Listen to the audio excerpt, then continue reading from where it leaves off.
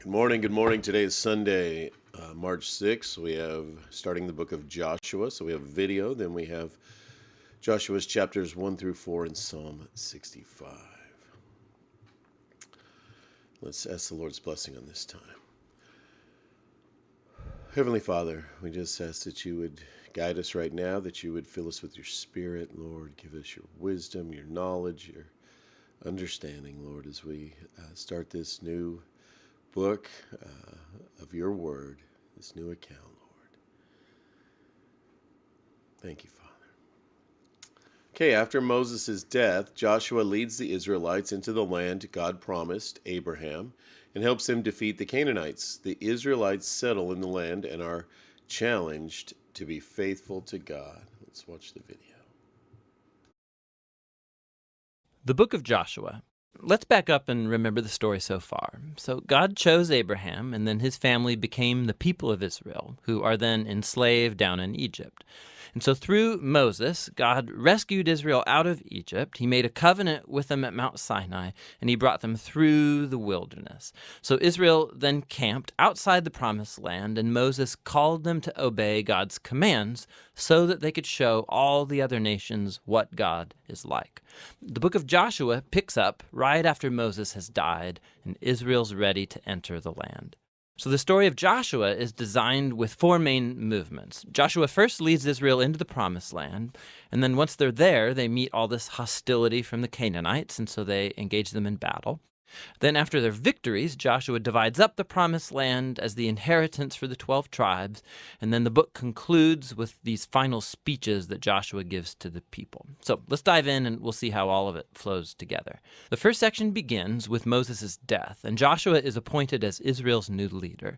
And the author intentionally presents Joshua as a new Moses. So like Moses, Joshua calls the people to obey the Torah, which means the covenant commands that they were given at Mount Sinai.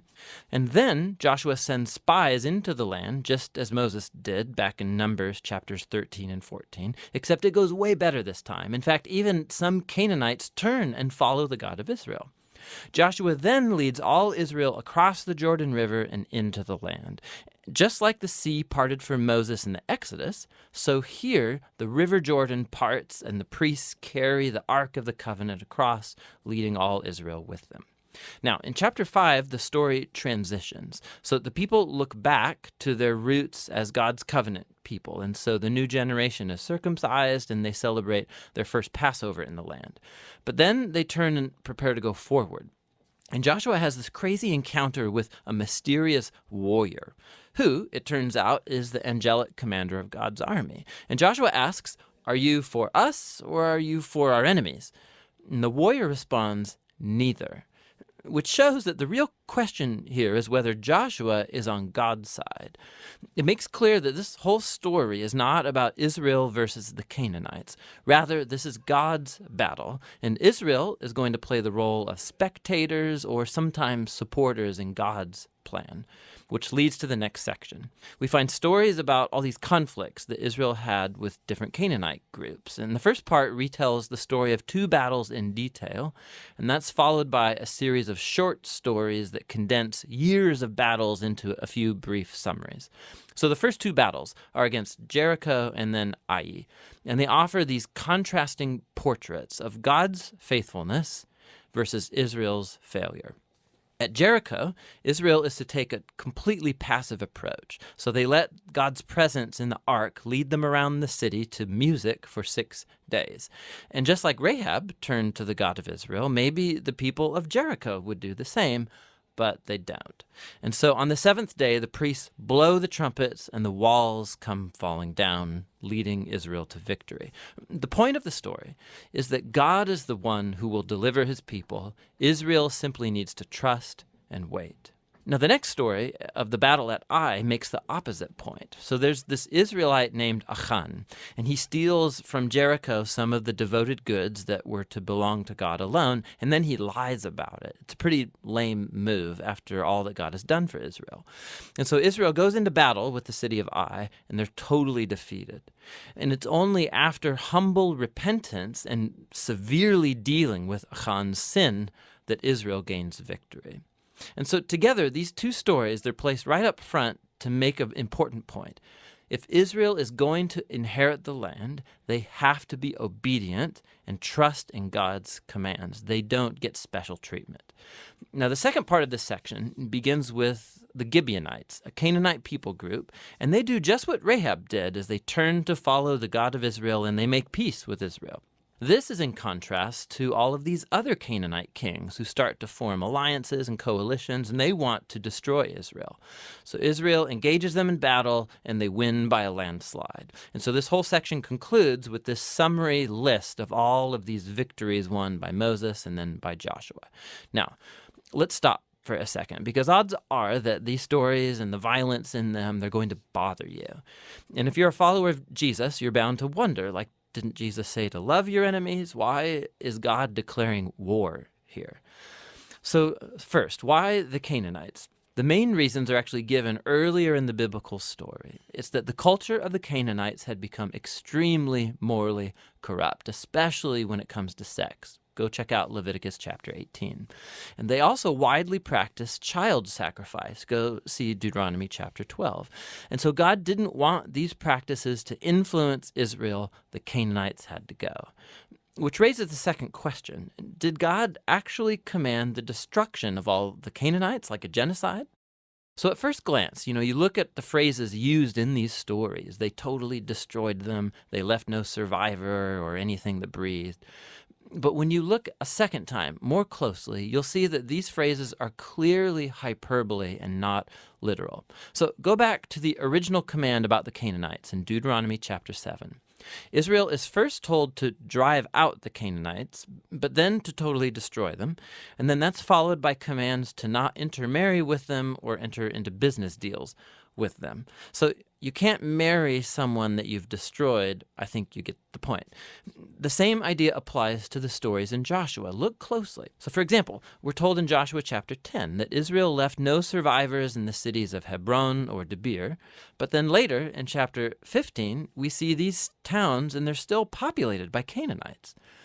And so what we're seeing is that Joshua fits in with other ancient battle accounts by using non-literal hyperbolic language as part of the narrative style. And so the word genocide doesn't actually fit what we see here, especially in light of the stories about the Canaanites who did turn to the God of Israel, like Rahab or the Gibeonites. God was open to those who would turn to him. The last thing to think about is that these stories mark a unique moment in Israel's history. These battles were limited to the handful of people groups living in the land of Canaan. With all other nations, Israel was commanded by God to pursue peace. Go read Deuteronomy chapter 20. So the purpose of these battle stories was never to tell you, the reader, to go commit violence in God's name. Rather, they show God bringing his justice on human evil at a unique moment in history and how he delivered Israel from being annihilated by the Canaanites. Now, let's go back to the book's design. After years of battles, we see an aging Joshua, and he starts dividing up the land for the 12 tribes of Israel. And most of this section is like lists of boundary lines. And let's be honest, it's kind of boring. It's like reading a map that has no pictures. But for the Israelites, these lists were super important. This was the fulfillment of God's ancient promises to Abraham that his descendants would inherit the promised land. And so now it was all coming to pass right down to the detail, which leads to the final section. Joshua gives two speeches to the people that are very similar to the final speeches of Moses in Deuteronomy. Joshua reminds them of God's generosity, how he brought them into the land and rescued them from the Canaanites. And so he calls them to turn away from the Canaanite gods and be faithful to the covenant they made. If they do, it will lead to life and blessing in the land. But if they're unfaithful, Israel will call down on itself the same divine judgment that the Canaanites experienced. They'll be kicked off the land into exile.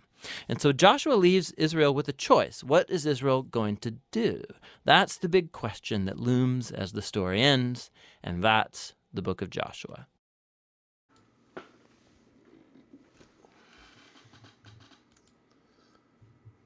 All right, let's get into Joshua chapter 1.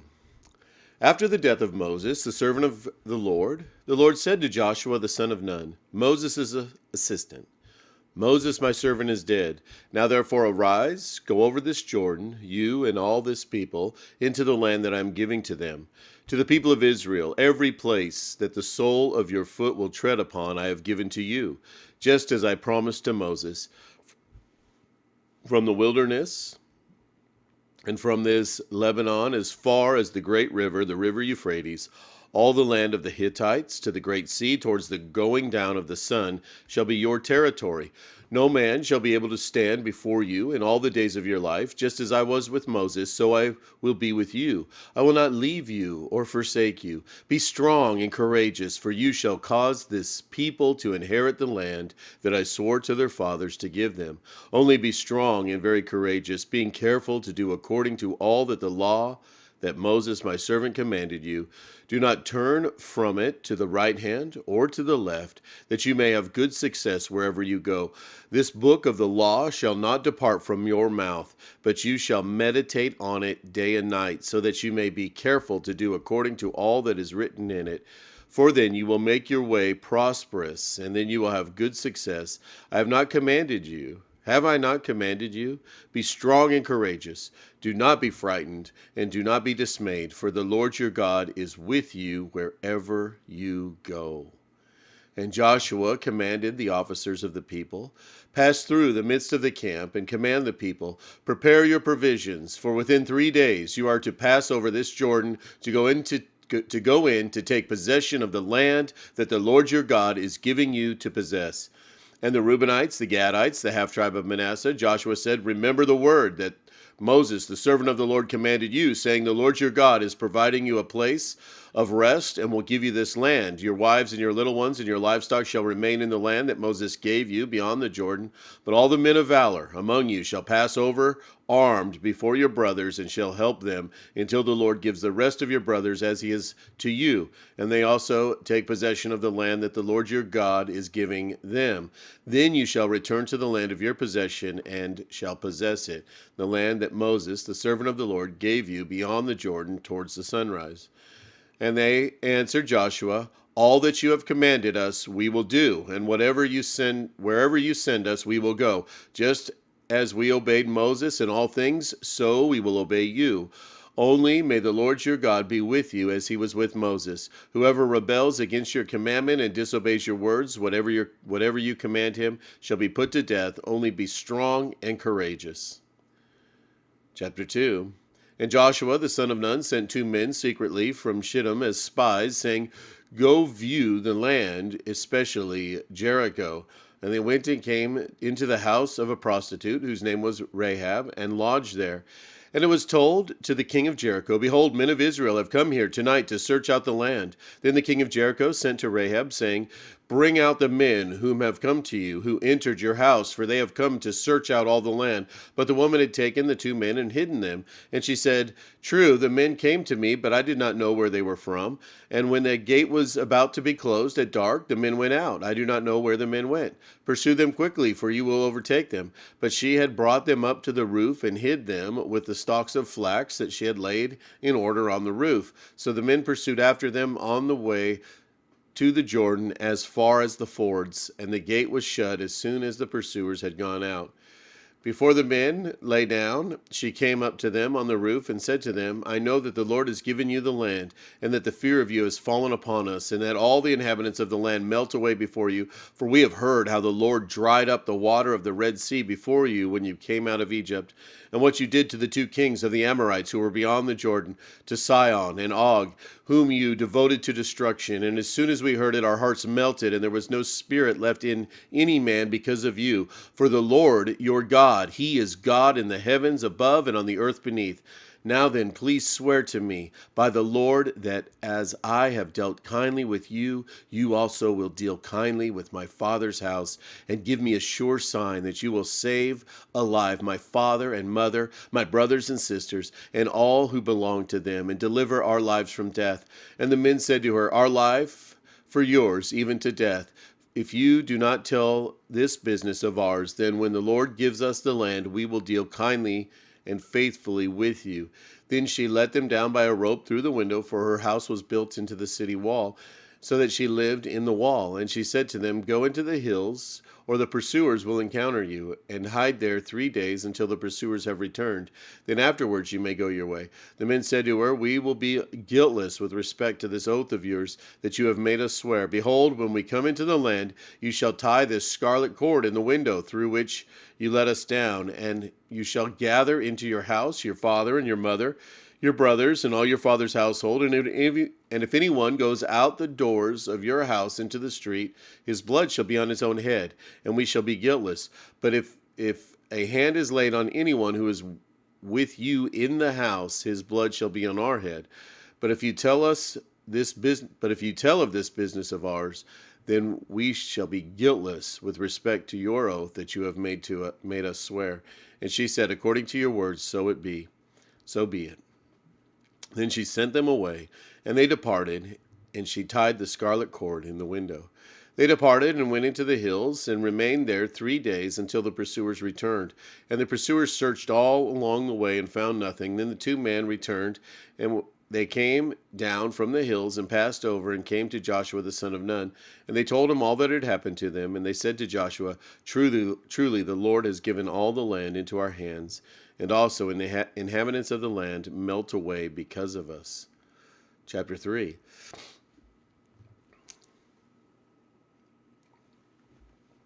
Then Joshua rose early in the morning, and they set out from Shittim. And they came to the Jordan, and he and all the people of Israel, and lodged there before they passed over. At the end of 3 days, the officers went through the camp and commanded the people, As soon as you see the ark of the covenant of the Lord your God being carried by the Levitical priests, then you shall set out from your place and follow it. Yet there shall be a distance between you and it, about 2,000 cubits in length. Do not come near it, in order that you may know the way you shall go, for you have not passed this way before. Then Joshua said to the people, Consecrate yourselves, for tomorrow the Lord will do wonders among you. And Joshua said to the priests, Take up the ark of the covenant and pass on before the people. So they took up the ark of the covenant and went before the people. The Lord said to Joshua, Today I will begin to exalt you in the sight of all Israel, that they may know that as I was with Moses, so I will be with you. And as for you, command the priests who bear the ark of the covenant, when you come to the brink of the waters of the Jordan, you shall stand still in the Jordan. And Joshua said to the people of Israel, Come here and listen to the words of the Lord your God. And Joshua said, Here is how you shall know that the living God is among you, and that he will without fail drive out from before you the Canaanites, the Hittites, the Hivites, the Perizzites, the Girgashites, the Amorites, and the Jebusites. Behold, the ark of the covenant of the Lord of all the earth is passing over before you into the Jordan. Now therefore take 12 men from the tribes of Israel, from each tribe a man, and when the soles of the feet of the priests bearing the ark of the Lord of all the earth, shall rest in the waters of the waters of the Jordan shall be cut off from flowing, and the waters coming down from above shall stand in one heap. So when the people set out from their tents to pass over the Jordan with the priests bearing the ark of the covenant before the people, and as soon as those bearing the ark had come as far as the Jordan, and the feet of the priests bearing the ark were dipped in the brink of the water, now the Jordan overflows all its banks throughout the time of harvest. The waters coming down from above stood and rose up in a heap very far away at Adam, the city that is beside Zarethan, and those flowing down towards the sea of the Arabah, the salt sea, were completely cut off. Excuse me. And the people passed over opposite Jericho. Now the priests bearing the ark of the covenant of the Lord stood firmly on dry ground in the midst of the Jordan. And all Israel was passing over on dry ground until all the nation finished passing over the Jordan. Chapter 12. Chapter 4. When all the nation had finished passing over the Jordan, the Lord said to Joshua, Take 12 men from the people, from each tribe a man, and command them, saying, Take 12 stones from here, out of the midst of the Jordan, from every place where the priest's feet stood firmly, and bring them over with you, and lay them down in the place where you lodge tonight. Then Joshua called the 12 men from the people of Israel, who he had appointed, a man from each tribe. And Joshua said to them, Pass on before the ark of the Lord your God into the midst of the Jordan, and take up each of you a stone upon his shoulder, according to the number of the tribes of the people of Israel, that this may be a sign among you. When your children ask in time to come, What do those stones mean to you? Then you shall tell them that the waters of the Jordan were cut off before the ark of the covenant of the Lord. When it passed over the Jordan, the waters of the Jordan were cut off. So these stones shall be to the people of Israel a memorial forever. And the people of Israel did just as Joshua commanded, and took up 12 stones out of the midst of the Jordan, according to the number of the tribes of the people of Israel, just as the Lord told Joshua. And they carried them over with them to the place where they lodged, and laid them down there. And Joshua set up 12 stones in the midst of the Jordan, in the place where the feet of the priests bearing of the ark of the covenant had stood. And they are there to this day. For the priests bearing the ark stood in the midst of the Jordan until everything was finished that the Lord commanded Joshua to tell the people, according to all that Moses had commanded Joshua. The people passed over in haste, and when the people had finished passing over, the ark of the Lord and the priests passed over before the people. The sons of Reuben, the sons of Gad, and the half-tribe of Manasseh passed over, armed before the people of Israel, as Moses had told them. About 40,000 ready for war, passed over before the Lord for battle to the plains of Jericho. On that day, the Lord exalted Joshua in the sight of all Israel, and they stood in awe of him, just as they had stood in awe of Moses all the days of his life. And the Lord said to Joshua, Command the priests bearing the ark of the testimony to come up out of the Jordan. So Joshua commanded the priests, Come up out of the Jordan. And when the priests bearing the ark of the covenant of the Lord came up from the midst of the Jordan, and the soles